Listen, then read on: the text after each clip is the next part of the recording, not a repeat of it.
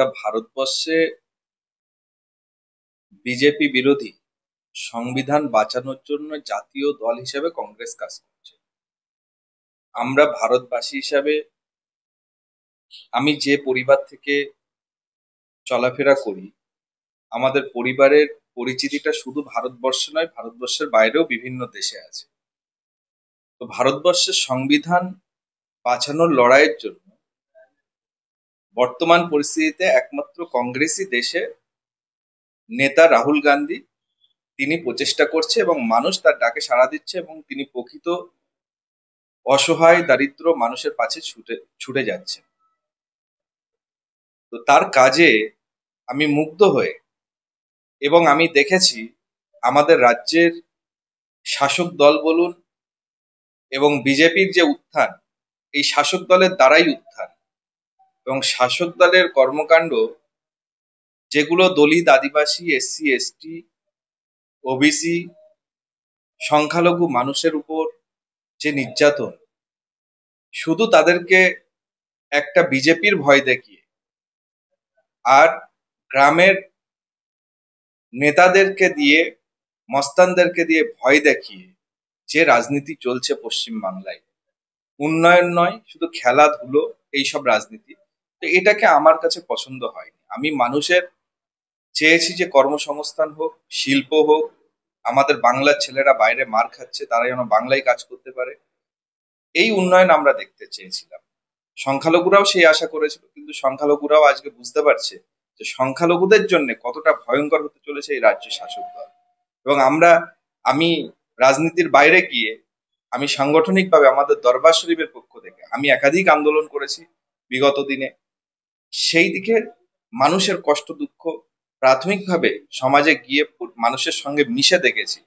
তো আমার মনে হয়েছিল যে এই যন্ত্রণা থেকে বাংলার মানুষকে মুক্তি পেতে গেলে এবং দেশের মানুষকে বিজেপির হাত থেকে মুক্তি পেতে গেলে যে প্রয়োজন, সেটা হচ্ছে জাতীয় একটা দল কংগ্রেস, যারা ধর্ম নিরপেক্ষতার কথা বলে, যারা রাহুল গান্ধী কর্মসংস্থানের কথা বলছে, রাহুল গান্ধী আজকে দেশে তিনি বেকারত্বের কথা বলছে, যারা মার খাচ্ছে তাদের কথা বলছে, কাশ্মীরে যারা ক্ষতিগ্রস্ত হয়েছে তাদের কাছে পৌঁছে গেছে। তো এমন করে তিনি কাজ করছেন, আমরা তার পাশে সহযোদ্ধা হিসাবে কাজ করার জন্য এই দলে প্রতিজ্ঞাবদ্ধ হয়ে। এই রাজ্যের শাসক দল তো মুসলিমদের মুশিয়া বলে পরিচিত, তারপরেও তাদের কেন মনে হচ্ছে যে তারা মুসলিমদের জন্য কাজ করছে? না দেখুন, আমি আবারও বলছি যে আপনারা আহ, দেখেছেন যে মুখ্যমন্ত্রীর ভূমিকা, মুসলিমদের কথা আপনারা যদি বলেন, এই ওয়াকফ আইন, যে আইন প্রত্যাহারের জন্য, দেশের আইন না বদলালে এটা প্রত্যাহার কোনোভাবেই সম্ভব নয়, কিন্তু রাজ্য সরকার বলছে আমার রাজ্যে কিছু হবে না, এটা আমি হতে দেব না। কিন্তু ইনি হতে দেবেন না, আইন তো হয়ে গেছে। আজকে বিভিন্ন রাজ্যে দেখছেন আপনারা, যেখানে বিজেপি শাসিত কবরস্থান, মসজিদ, মাজার, সংখ্যালঘু মুসলিমদের এই স্থানগুলো ভাঙা হচ্ছে। তো আজকে এই রাজ্যে যদি বিজেপি ক্ষমতায় আসে, তাহলে তারাও এসে করবে। আর আপনি তো বিজেপির হাত শক্ত করে দিয়েছেন এখানে। তো আজ বিজেপিকে আপনি উত্থান করে আপনি শুধু বিভিন্ন দলের দোষ দিচ্ছেন, কোনো আন্দোলন হলে, সাধারণ চাকরিজীবীরা আন্দোলন করলে বহিরাগত বলে দিচ্ছেন। শুধু আপনার কাছে ওই ইউসুফ পাঠান আসবে বাইরে থেকে, বাংলায় এসে এমপি হবে। বাংলার ছেলেরা কি, বাংলা ভাষীরা কি এরা এমপি হওয়ার যোগ্য নয়?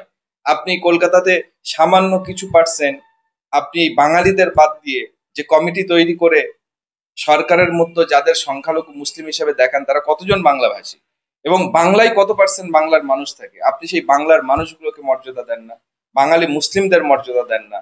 সেটা প্রমাণ করেছে মুর্শিদাবাদে ইউসুফ পাঠানকে আপনি নিয়ে এসেছেন, কারণ মুর্শিদাবাদে কেউ ছিল না, ওখানে তো অনেক বর্ষিয়ান লিডার আছে মুসলিম, আপনি তাদের দেখতে পেলেন না, তাহলে তাদেরকে অপমান করা হলো। দ্বিতীয় হচ্ছে, বাংলার মুসলিমরা যখন তাদের ওয়াকফ আন্দোলন নিয়ে নেমেছিল, সংখ্যালঘুরা নেমেছিল, শিখ, খ্রিস্টান সবাই মিলে যখন আন্দোলন করছে, আপনি সংখ্যালঘুদের বললেন যে আমার থেকে বড় শত্রু কেউ হবে না।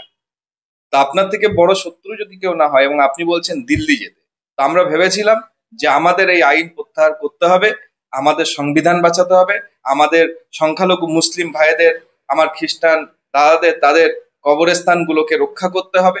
সেই জন্য আমাদের দিল্লি যেতে মুখ্যমন্ত্রী নিজেই বলেছেন। তো আমরা ওনার কথা মতো সম্মান রেখে আমরা দিল্লিতে গিয়েছি।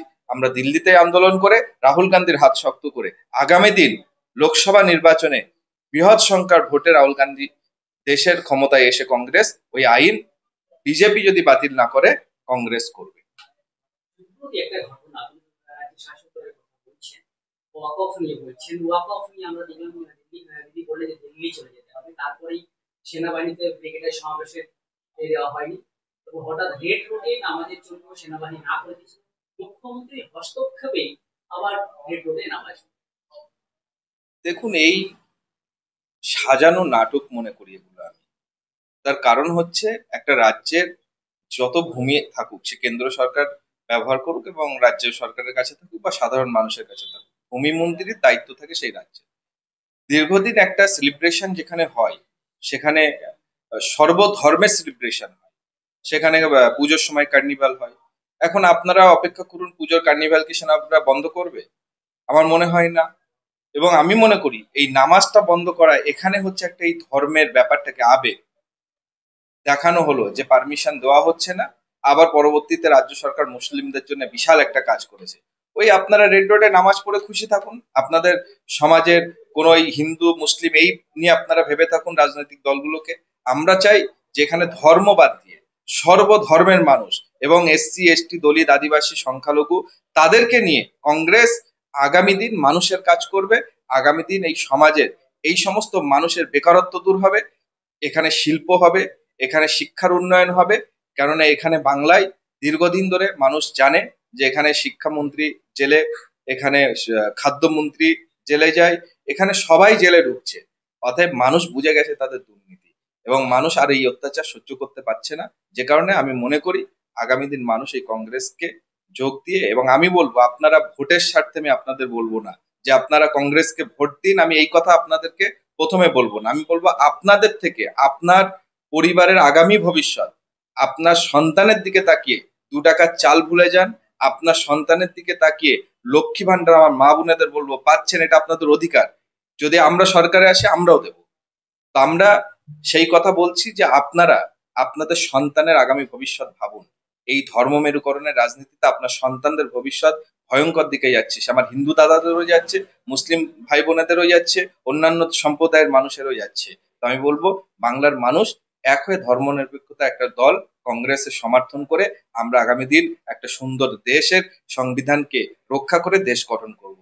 শেষ প্রশ্ন, একটা চর্চিত বিষয়, অনেকেই মন্তব্য করছেন, কেউ প্রশংসাও করছেন, যে পীরজাদারা রাজনীতির ময়দানে, ঠিক ব্যাপারটা কেমন দেখছেন? দেখুন, আমার দাদু তো পীর ছিলেন, তো উনি অনেক পুস্তক লিখেছেন। তো ওনার একটা পুস্তক আছে, ওনার জীবনী যেমন আছে, ওনার জীবনীটা আপনারা দেখবেন, এবং যারা বলে তাদেরকে বলবো ওনার জীবনী পড়তে। এবং রাজনীতিতে আল্লামা রুহুল আমিন একটা বই আছে, এই বইটা আপনারা পড়ে নেবেন, যে রাজনীতি করতে পারে কি পীরজাদারা, প্রমাণ হয়ে যাবে সেখানে। নওশাদ সিদ্দিকী, আব্বাস সিদ্দিকী এবং হুমায়ুন আহমেদ পীরজাদা, আরো কি অন্য অন্য পীরজাদা দেখা যাবে আগামী দিনে? অবশ্যই দেখা যেতে পারে। আমাদের অধিকার, সমাজের জন্য, মানুষের জন্য যে অধিকার, সেটাকে সঠিকভাবে এগিয়ে নিয়ে আসার জন্য, যদি আজকে যোগী আদিত্যনাথ, সে যদি একটা ধর্ম থেকে, একটা গুরু থেকে বিলং করে সে যদি রাজনীতিতে আসতে পারে, মানুষের কাজ করতে পারে, তো আমরা কেন মানুষের, আমরা তো রাজনীতিতে না এসেও কাজ করেছি। সমস্ত সম্প্রদায়ের মানুষের নিয়ে আমরা সংগঠন করেছি। আমার দরবার শরীফের সংগঠন আল্লামা রুহুল আমিন ফাউন্ডেশন, আমি তার দায়িত্বে থেকে অনেক কাজ করেছি দীর্ঘদিন, এবং আমরা সর্বধর্মের মানুষের জন্য কাজ করেছি। তা আমি মনে করি পীরজাদারা যখন দেখছে যে সমাজে লাঞ্ছিত, বঞ্চিত, অবহেলিত এদের প্রতি আরো অত্যাচার হচ্ছে, আমরা সেই জন্য মানুষের পাশে দাঁড়াচ্ছি। এবং আমরা চাই, এবং আমি বলবো আগামী দিনে আরো ভালো মানুষ যারা আছেন সমাজে, যারা সমাজের কাজ করেন, তারা রাজনীতিতে এগিয়ে আসুন, না হলে এই সমাজ আর বাঁচানো যাবে না। ধর্মগুরুরা রাজনীতি করতে পারবে না, যে কনসেপ্টটা তৈরি করা হয়েছে সেটা কি ভাঙতে চলেছে? কে বলেছিল এটা? আমার তো জানা নেই যে কেউ বলেছে। যদি বলে থাকে তাকে একটু পড়াশোনা করতে হবে, জানতে হবে যে ধর্মগুরুরা রাজনীতি করেছে কি। এটা ইতিহাস বলছে। কারণ আমরা ইতিহাস থেকে যারা, যদি যে দিক দিয়েই বলুক, এটা ইতিহাস বলছে সমাজ ব্যবস্থা ধর্মগুরুরাই পরিচালনা করেছে একটা সময়।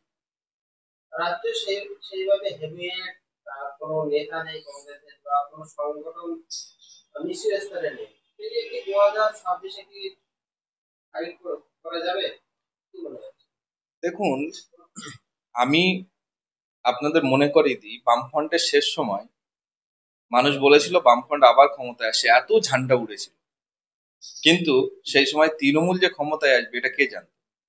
তাদের অত্যাচারের জন্য তৃণমূল ক্ষমতায় এসেছিল যে আমরা মানুষের ভালো করব। এখন দেখা গেল এই অত্যাচারটা এত বেশি হচ্ছে যে মানুষ আর চাইছে না যে তৃণমূল থাক। এত চুরি মানুষ আর মেনে নিতে পারছে না, এত দুর্নীতি মানুষ মেনে নিতে পারছে না।